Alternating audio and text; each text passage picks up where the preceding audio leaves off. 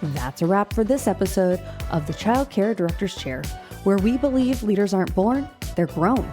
If something sparked for you today, share it, shout it out, or pass it along to the next bold changemaker in childcare. Don't forget to subscribe, leave a review, and stay connected with Erica Saccoccio for more real talk leadership tools and a whole lot of inspiration. Until next time, lead with heart, grow with fire, and always remember, the chair is yours. Now own it. Hey guys, welcome back. It's Erica with the Childcare Directors Chair podcast. We are counting down 1 day left until Thanksgiving. I know you're excited. The kids are going to be rowdy, but guess what? They're going to take a nap because I know so many of you are probably going to have some type of Friendsgiving feast. I know we are at our school. So after kids eat turkey and stuffing and mashed potatoes and all the good things, they're going to probably sleep well. So hopefully you'll get a few minutes of a quiet and time to reflect this afternoon at lunchtime. And so we're going to talk a little bit today about getting ready because after Thanksgiving, we're heading straight into wintertime and winter preparation and closing out the end of the year without stress. And trust me, if you are here in New England like me, you know that we could be bracing for a snowstorm any day now. So grab your coffee, your planner, maybe a little sweater, because this episode is packed with tips to make the last weeks of the year be smooth, joyful, and totally manageable. Oh, and you don't want to miss this. I have a big surprise for you in tomorrow's Thanksgiving episode, but you'll have to wait till the end of the episode to find out exactly what that surprise is.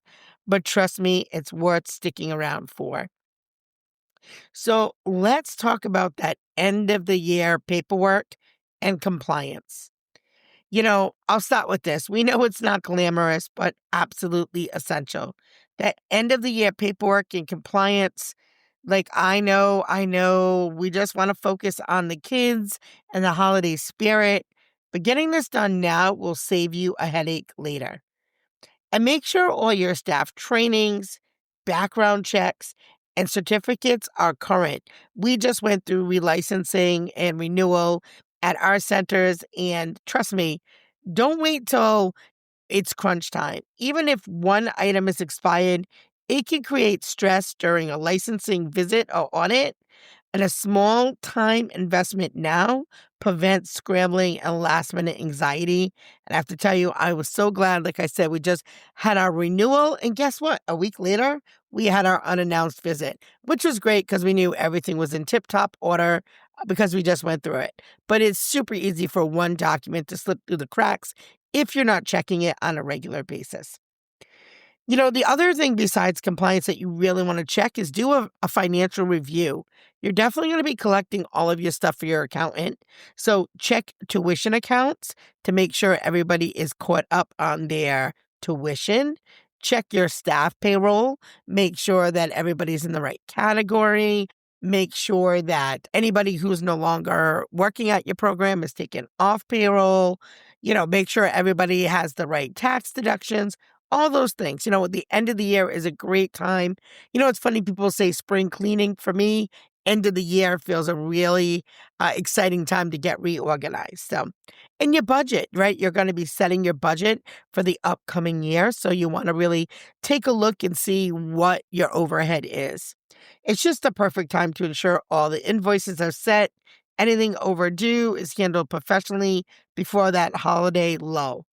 It also helps you enter the new year with a clean slate. And I love that. And clear projections for your staffing and supplies are always amazing when you're ready to go for January 1st. Also, the other thing I would say is take a look at your emergency procedures, your parent communication plans, and what your winter protocols are. Even a small tweak like adding a quick staff reminder checklist for snow days can really prevent confusion later. I met with the lady earlier today. She was on a job interview and she had told me a little story about an alarm, the school alarm that wasn't like manned right or right when she went to open the school. It was a big problem. So just a checklist will really be helpful.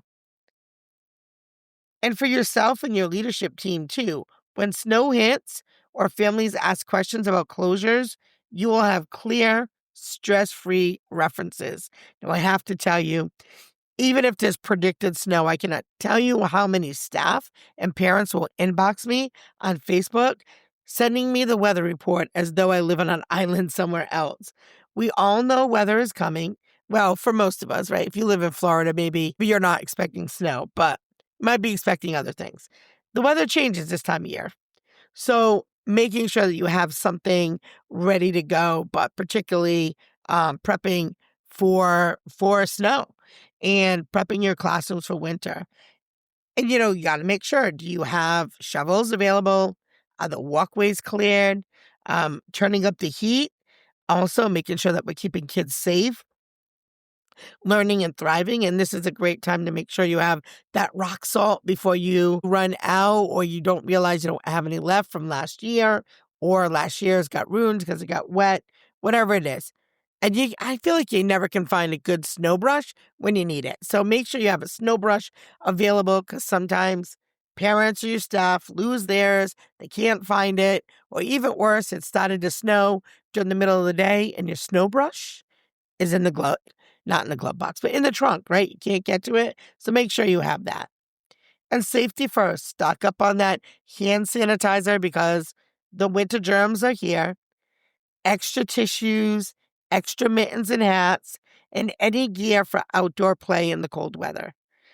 Children tend to bring colds home during the winter, so having extras on hand keeps everybody healthy.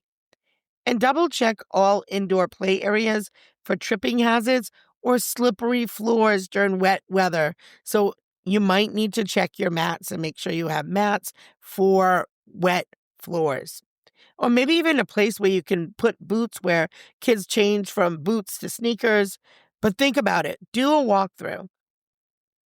I also love learning and activities. I think winter is a great time for cozy, hands-on learning, sensory bins with snow, indoor movement games, themed arts and crafts, and holiday-inspired literacy activities can all keep the kids engaged when indoor play is the only option you got, and outdoor play is maybe limited due to the temperatures. Maybe you only can get out for a short period of time. And make sure you're rotating activities to keep things fresh and exciting. And stick to your regular routines too, as much as possible. Predictable schedules help children feel safe. It also reduces anxiety, especially during shorter days and unpredictable weather. Even a small tweak like adding a cozy reading corner or a short indoor movement break can really make a big difference for not only the kids, but for you too. Now, here's a quick New England tip. If a blizzard or a snowstorm hits, have a snow day protocol. Have a ready staff call-out list. Have family notifications. We use a parenting app where I can text all the parents and all the staff through my 3 locations in 5 seconds. Also, having a virtual activity plan if you want to keep families engaged safely at home. So maybe, we got really good at this during COVID. Maybe you have a snow day where kids can log in for 1 hour with their favorite teacher, or the teacher can do an activity virtually with families, or even send home snow bags. If you know a storm is coming, maybe make some goodie bags, some book bags, something fun so the kids can still learn while they're at home with their parents. I guess, I'm just going to say again, a little preparation now saves a lot of stress later. And think about what a hero you'll be to the parents. You send home a really fun book bag or activity. Kids are going to love it. Parents going to love it. You're going to look like a rock star. Okay, let's talk about staff energy. By the end of the year, your teachers are tired. They're stressed, and maybe they're ready for a break. So here's how you can support them while keeping the center running smoothly. First of all, small gestures go a long way. Handwritten notes, coffee in the break room, holiday treats, or even a shout out during staff meetings. Show your team that you see and value their daily efforts. And appreciation fosters loyalty, and it motivates your team to stay engaged through the end of the year because it's hard sometimes. And delegation, you also need to take care of yourself. You don't have to do it all. Empower teachers with small leadership tasks, like maybe coordinating holiday activities or managing a classroom project. And they'll gain confidence and leadership skills. And you free yourself up to focus on bigger picture tasks, like getting ready for the next year. And don't forget those team check-ins. It's really easy to do with all the extras going on with the holiday parties and the parent engagement and all of those things. But even a 15-minute huddle each morning or a weekly meeting can really boost morale. Use this time to share wins, celebrate milestones, and clarify expectations, especially during busy holiday weeks. Staff feel heard, miscommunications are minimized, everybody wins. I wanna really tell you as we talk about, teams. I can remember some of my staff being really drained in December. And we did, like a mini, I don't want to call it a mini staff retreat, but kind of like a mini staff retreat. In January, we did like our strategic planning meeting, which got everybody excited. We served lunch. There were like fun games and activities, and we worked and we played and we had a good time. So, anything that you can do that recharges people, gets them excited about what's coming up, involves them in decision making. Maybe it's we've got $50,000 and we're going to design a new playground. What are your thoughts? Let's look at some equipment, right? That gets people excited. And it doesn't have to be big. It could be small too. It could be like a 30-minute reflection session, a morale shout out immediately. And everyone went into January energized, ready to tackle enrollment goals. And it reminded me how small intentional gestures make a big difference. Now, let's talk about families. Winter and holidays can be chaotic. Clear communication now prevents misunderstandings later. So send a calendar of closures, holiday events, tuition updates, and highlight any key dates clearly so families know exactly what to expect. And encourage families to participate in holiday-themed classroom activities or virtual celebrations if needed. Share photos, share videos, or updates to keep them connected. And transparency.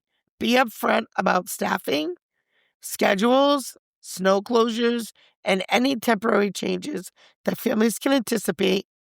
Honestly and clarity will really help you continue to build trust, and it will reduce frustration.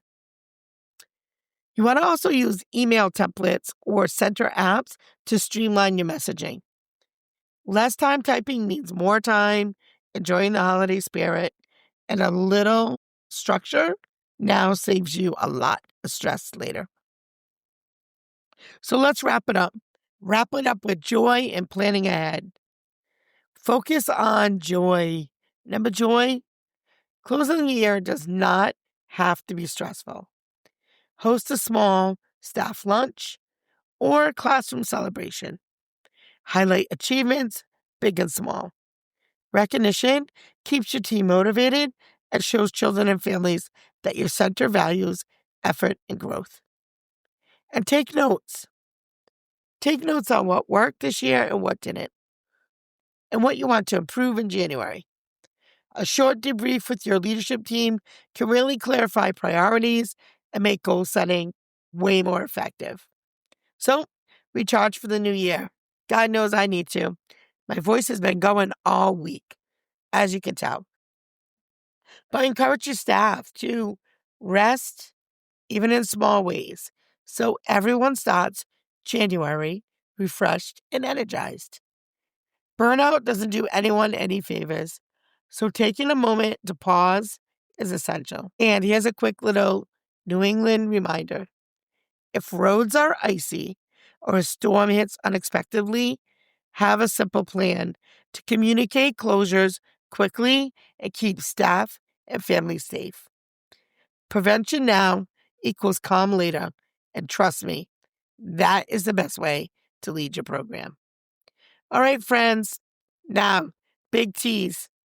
I promise you, tomorrow's Thanksgiving episode has something really special, an exclusive something at the end of the episode. I know you're going to love it. I can't spill it all now, but trust me, you'll want to listen all the way through tomorrow. I'll find out exactly how many of you do that because I'll be watching. All right, y'all have to figure out what I mean by that once you listen to the episode. But I'll keep my eye out. I'm ready to connect. Hope you are too. As always, have a great day.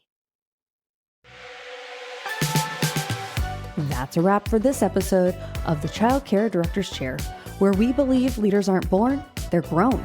If something sparked for you today, share it, shout it out, or pass it along to the next bold changemaker in childcare. Don't forget to subscribe, leave a review, and stay connected with Erica Saccoccio for more real talk leadership tools and a whole lot of inspiration. Until next time, lead with heart, grow with fire, and always remember, the chair is yours. Now own it.